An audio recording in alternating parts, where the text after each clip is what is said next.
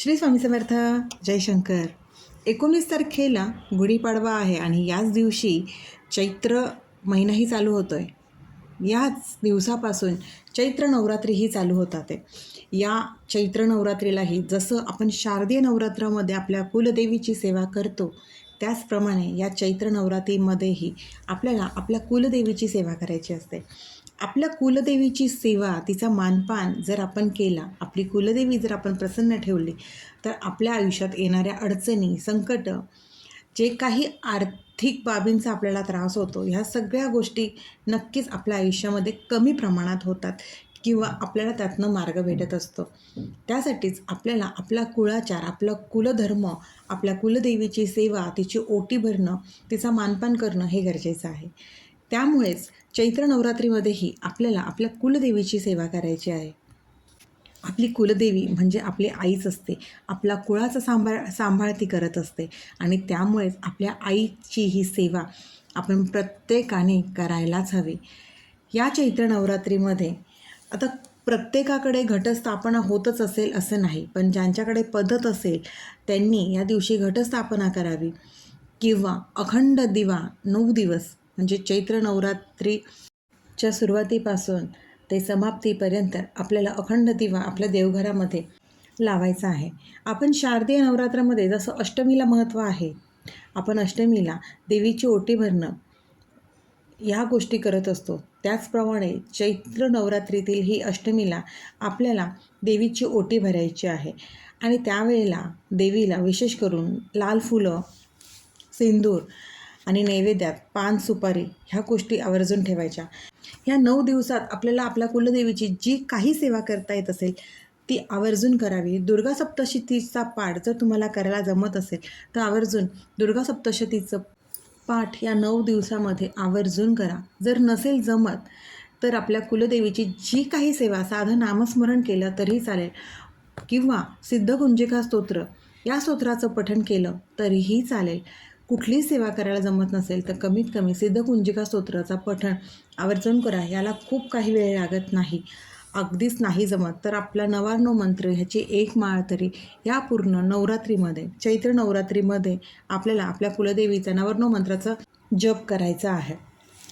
9 दिवस किंवा ओम कुलदैवे नमः या मंत्राचा जप करावा किंवा सांगितल्याप्रमाणे सिद्धकुंजिका स्तोत्राचं पठण करावं.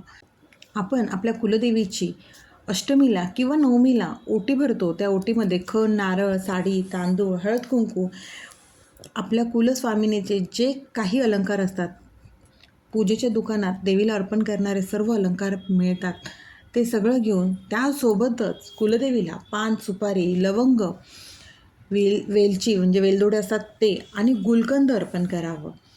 गुलकंद आवर्जून अर्पण करावं आपल्या कुलदेवीला. दररोज जर या 9 दिवसात तुम्हाला पूजा करायला शक्य नसेल तर कमीत कमी अष्टमीच्या दिवशी तरी आपल्या कुलदेवीची विशेष पूजा करावी. आपली कुलदेवी जर प्रसन्न असेल ना तर आपलं घर नक्कीच प्रसन्न राहतं. त्यासोबतच चैत्र नवरात्रीपासून अजून एक सेवा करायची आहे. ती इतकी प्रभावी आहे आणि खूप साधी आणि सोपी सेवा आहे. ते म्हणजे महालक्ष्मी अष्टकम.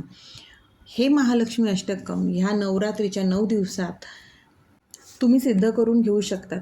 ही इतकी प्रभावी सेवा आहे ना, हे महालक्ष्मी अष्टकम तुम्ही सिद्ध केलं आणि तुमच्या कुठल्याही अडचणीच्या वेळेला किंवा महत्त्वाच्या कामासाठी बाहेर जाणार असाल, पैशांच्या बाबत कुठले व्यवहार करणार असाल, त्यावेळेला जर हे महालक्ष्मी अष्टकमचं पाठ करून जर तुम्ही निघालात तर तुमचं काम यशस्वी होतात. पण त्यासाठी महालक्ष्मी अष्टकम सिद्ध करणं गरजेचं आहे. ते कसं करावं? महालक्ष्मी अष्टकम अतिशय दिव्य स्तोत्र आहे. या नवरात्रीमध्ये जेव्हापासून चैत्र नवरात्री सुरू होते तेव्हापासून महालक्ष्मी अष्टकम दिवसातून 16 वेळा, म्हणजे ज्या वेळेला तुम्ही सुरुवात कराल म्हणजे एका बैठकीत 16 वेळा हे आपल्याला म्हणायचं आहे आणि 9 दिवस हे महालक्ष्मी अष्टकम पूर्ण 16 वेळा आपल्याला म्हणून 9 दिवसात ही सेवा करायची आहे आणि त्यानंतर हे महालक्ष्मी अष्टकम सिद्ध होतं आणि तुम्ही महत्त्वाच्या कामाला जाताना रोज नित्यसेवेमध्ये महालक्ष्मी अष्टकमचा एक पाठ करणं गरजेचं आहे. आणि जर बाहेर कुठल्याही व्यवहाराला जात असाल, कुठल्याही महत्त्वाच्या कामाला जात असाल, तेव्हा महालक्ष्मी अष्टकमचा पाठ करून जा. तुमचं काम यशस्वीरित्या पार पडतं. ही खूप म्हणजे खूप प्रभावी सेवा आहे, अनुभवाची सेवा आहे. त्यामुळे महालक्ष्मी अष्टकम सिद्ध करा. चैत्र नवरात्रीमध्ये आवर्जून सिद्ध करा. शारदीय नवरात्रीमध्येही आपण ही सेवा करू शकतो आणि या नवरात्रीमध्ये ही सेवा आपण करू शकतो. गरज आहे ती विश्वासाने ही सेवा करण्याची. ज्यांना ही सेवा सांगितली आहे त्यांनी ही सेवा केली आहे आणि अनुभवही खूप सुंदर आलेले आहेत. त्यामुळेच महालक्ष्मी अष्टकम हे या नवरात्रीमध्ये सिद्ध करून घ्या.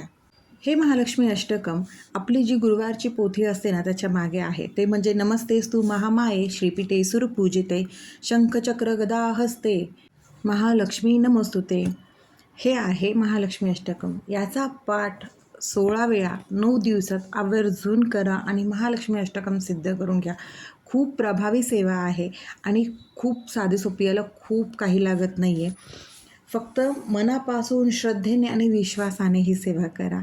आणि साहजिकच कष्टाला आणि कर्माला पर्याय नाही, पण त्यासोबतच आपण सेवा करत राहायला हवं. सेवेचं फळ कधी ना कधी आपल्या पदरी नक्कीच पडतं. त्यामुळे चैत्र नवरात्रीत प्रत्येकाने आपल्या कुलदेवीची, आपल्या कुलस्वामिनीची यथाशक्ती सेवा करावी, तिचा मानपान करावा. 9 दिवसात सेवा जमली नाही तर अष्टमीच्या दिवशी तरी आपल्या कुलदेवीची जमेल ती सेवा करा. कुलदेवीचा मानपान करा, तिची ओटी भरा आणि कुलदेवीचा आशीर्वाद प्राप्त करून घ्या. तसेच महालक्ष्मी अष्टकम सिद्ध करून महालक्ष्मीला देखील प्रसन्न करून घ्या. त्यामुळे जमेल तशी सेवा करा, सेवेकरी व्हा. श्री स्वामी समर्थ. सर्व मंगल्ये मांगल्ये शिवे सर्वार्थ साधिके शरण्ये त्र्यंबके गौरी नारायणी नमोस्तुते.